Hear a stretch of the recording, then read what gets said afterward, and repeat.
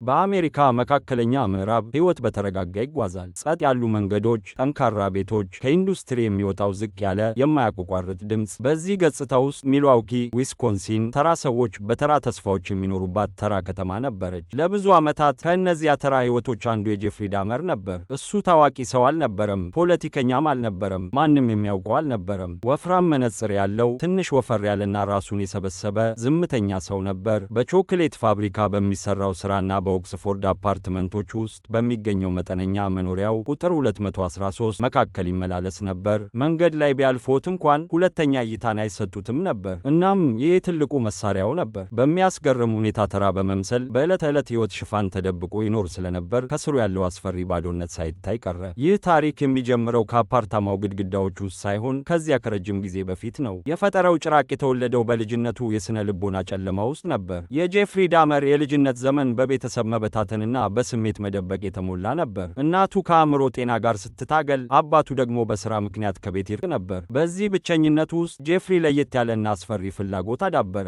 ገና በለጋነቱ በመንገድ ላይ የሞቱ እንስሳትን እየሰበሰበ አጥንታቸውን በኬሚካል ያጸዳ ነበር። ይህ ለቁጥጥርና ለውስጣዊ አሰራር የነበረው ፍላጎት በኋላ በሰዎች ላይ የሚፈጽመው አሰቃቂ ድርጊት የመጀመሪያ ምልክት ነበር። የመጀመሪያው አስፈሪ ድርጊት የተፈጸመው በ1978 ነበር። ዳመር ገና የ18 ዓመት ወጣት ሳለ ስቲቨን ኤክስ የተባለ ሌላ ወጣት በመንገድ ላይ አግኝቶ ወደ ቤቱ ጋበዘው። በድንገተኛ ጥቃት ገደለው። ይህ የጨለማ ጉዞ መጀመሪያ ነበር። የመጀመሪያው ነፍስ በብቸኝነት ፍላጎቱ ሰለባ ሆነ። ለዓመታት ይህንን ምስጢር በውስጡ ቀብሮ ኖረ። በሰራዊቱ ውስጥ ለማገልገል ሞከረ፣ ነገር ግን በአልኮል ሱሰኝነት ምክንያት ተባረረ። ወደ አያቱ ቤት ተመለሰ። እዚያም የጨለማ ፍላጎቱ እንደገና ገረሸ። በአያቱ ቤት ምድር ቤት ውስጥ ተጨማሪ ወጣት ወንዶችን ገድሎ አካላቸውን ቆራርጧል። ማንም ምንም የጠረጠረ አልነበረም። ዓመቱ 1991 ነው። የሚልዋውኪ የበጋ አየር ከባድ ነበር። በእርጥበት ብቻ ሳይሆን እያደገ በነበረ ግልጽ የጭንቀት ስሜት ነበር። ለዓመታት ወጣት ወንዶች ብዙውን ጊዜ የተገለሉ፣ ብዙ ጊዜ ጥቁር የቆዳ ቀለም ያላቸው፣ ያለምንም ዱካ ይጠፉ ነበር። የቤተሰቦቻቸው ጩኸት በፖሊስ መዝገብ ውስጥ እንደ ተራ የጠፋ ሰው ሪፖርት በዝምታ ይመዘገብ ነበር። በኦክስፎርድ አፓርትመንቶች ቁጥር 213 የዳመር ጎረቤቶች አልፎ ስለሚወጣው መጥፎ ኬሚካላዊ ሽታ ያማርሩ ነበር። ጄፍሪ ዳመር ሁል ጊዜ በቀላሉ መግለጫ ይሰጥ ነበር። የተዘጋ ፍሪጅ ነው፣ ያረጀ ስጋ ነው በሚል ጥርጣሬን ያስወግዳል። ይህ የአኗኗሩ አስፈሪ ዘይቤ ነበር። እጅግ በጣም አስፈሪ የሆነውን ድርጊት ከእጅግ በጣም አሰልቺ ከሆነው ውሸት ጋር እንከን የለሽ በሆነ መንገድ ማቀላቀል። ፖሊስ የከተማዋን የዕለት ተዕለት ወንጀሎች ሲያስተናግድ የተበታተኑትን የጠፉ ሰዎች ሪፖርቶች አንድ ላይ ማገናኘት አልቻለም ነበር። በጥቂት ብሎኮች ርቀት ላይ እየተሸመነ ያለውን የክፋት ማየት ተስኗቸው ነበር። በግንቦት 1991 የተፈጸመው አስፈሪ ግጭት የሥርዓቱ ትልቁ ውድቀት ሆኖ በታሪክ ተመዝግቧል። ሁለት መኮንኖች እርቃኑን ደም የፈሰሰበትንና የተፈራውን የ14 ዓመቱን ኮኔራክሲን ተሶምፎኔን ለዳመር ሲመልሱት የዳመርን ውሸት በቀላሉ ተቀበሉ። ዳመር እሱ የ19 ዓመቱ ፍቅረኛዬ ነው፣ ተጣልተን ነው ብሎ ነገራቸው። መኮንኖቹ የጎረቤቶችን ስጋትና የልጁን ግልጽ ፍርሃት ችላ ብለው ሁኔታውን የግብረ ሰዶም ፍቅረኛሞች ክርክር በማለት ፈርጀው ለተፈጠረው ችግር ዳመርን ይቅርታ ጠይቀው ሄዱ። ኮኔራ ከጥቂት ሰዓታት በኋላ የዳመር ሰለባ ሆነ። ብርሃኑን ሊነካ የደረሰው ወደ ድቅድቅ ጨለማ እንዲመለስ ተደረገ። በ22 ሐምሌ 1991 ምሽት ጄፍሪ ዳመር በጥንቃቄ የገነባው ዓለም በመጨረሻ ፈራረሰ። ታላቅ ምርመራ ወይም በፎረንሲክስ የተገኘ ግኝት አልነበረም። ቀላል የብስጭት ድርጊት ነበር። የ32 ዓመቱ ሰው ትሬሲ ኤድዋርድስ ከተያዘ በኋላ ከዳመር አፓርታማ አመለጠ። ከአንድ እጁ ላይ የእጅ ካቴና የተንጠለጠለበት ኤድዋርድስ እየሮጠ ሄዶ ሁለት የሚልዋውኪ የፖሊስ መኮንኖችን ጠራ። ፍርሃቱ በጣም እውነተኛ ስለነበር መኮንኖቹ ሊተውት አልቻሉም። ተከትለውት ወደ ኦክስፎርድ አፓርትመንቶች ወደ 213 በር ሄዱ። በመቀጠል የሆነው ነገር በከተማዋ ጥቁር ትውስታ ውስጥ ተቀርጾ ይቀራል። መኮንኖቹ ትንሽዬዋን ተራ የምትመስለውን አፓርታማ ሲመረምሩ ከእነርሱ አንዱ መኮንን ሮልፍ ሙለር የዳመርን የአልጋው ዳርቻ መሳቢያ ከፈተ።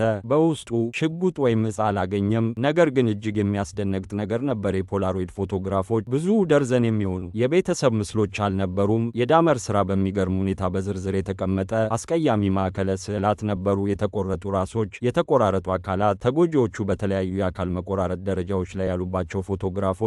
የፎቶግራፍ ማስረጃው ጸጥ ያለ የማይነገር የፈጸማቸውን ወንጀሎች ምስክር ነበር። ክፍሉ በድንገት ተራ አፓርታማ ብቻ አልነበረም። እሱ አስከሬኖች የሚገኙበት ቤት የሽብር ሕያው መዝገብ ቤት ሆነ። በማቀዝቀዣው ውስጥ የሰው ራሶች መገኘት፣ በ57 ጋሎን ከበሮ ውስጥ በአሲድ የሟሙ አካላት እና እንደ ዋንጫ የተቀመጡ የራስ ቅሎች በመጨረሻ ከቾክሌት ፋብሪካ የመጣውን ጸጥ ያለ ሰው ጭንብል ገለጡት። በ13 ዓመታት ውስጥ 17 ወንዶች፣ አብዛኛዎቹ ወጣቶች ተገድለዋል፣ ስጋቸው ተበልቷል እና አካላቸው ተቆራርጧል። የተከተለው የፍርድ ሂደት ጄፍሪ ዳመር ድርጊቶችን ፈጽሟል ወይስ አልፈጸምም የሚል ጥያቄ አልነበረም።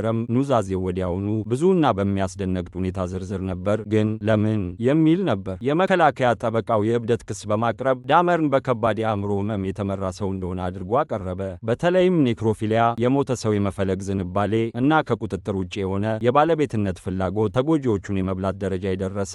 ዳመር ራሱ በተረጋጋ ገለልተኛ በሆነ ድምፅ ስለ ሱሰኝነቱ ተናገረ። ብቸኝነትን እና ተጎጂዎቹ እንዳይተውት ለዘላለም የመያዝ ፍላጎቱን ገለጸ።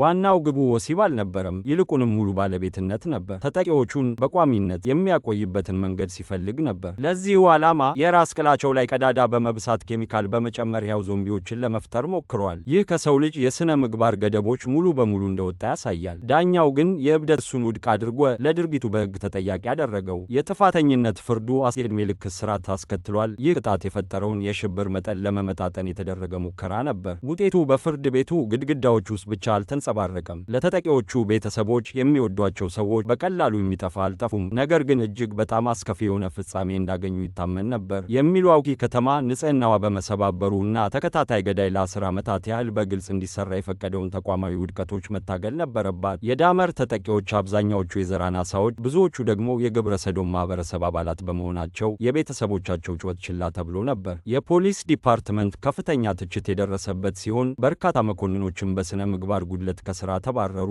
በ1994 ዓመተ ምህረት ዳመር በእስር ቤት ውስጥ በሌላ እስረኛ ተገደለ። ለቤተሰቦቹ ትንሽ እፎይታ ቢሰጥም የተፈጠረውን ባዶነት ሊሞላው አልቻለም። የኦክስፎርድ አፓርተማዎች በመጨረሻ ፈረሱ። የፈጸመውን አሰቃቂ ድርጊት ስፍራ በአካል ለማጥፋት የተደረገ ሙከራ ነበር። ዛሬ ኦክስፎርድ አፓርተማዎች ከፈረሱበት ቦታ ላይ የሳር ሜዳ ብቻ ነው ያለው። ይህ ጸጥ ያለ ቦታ ለሚልዋውኪ ከተማ ቋሚ ማስታወሻ ሆኗል። ታላቁ ሽብር የተካሄደው በታላቅ ጩኸት ሳይሆን በአንድ ጸጥ ባለና በጨለማ በር ጀርባ መሆኑን የሚገልጽ ማስታወሻ። የዳመር ታሪክ የሰው ልጅ ነፍስ ከእምነት በላይ በሆነ መልኩ ሊበላሽ እንደሚችል የሚጠቁም ማስጠንቀቂያ ነው። የክፋት እውነት ብዙ ጊዜ የሚያሳየው ከምንጠብቀው በላይ በሆነ የጨለማ ዝምታ ውስጥ ነው። ጥያቄው አሁንም አለ፣ በዓለም ውስጥ ስንት ሌሎች ጸጥ ያሉ በሮች ተመሳሳይ እውነትን ደብቀዋል?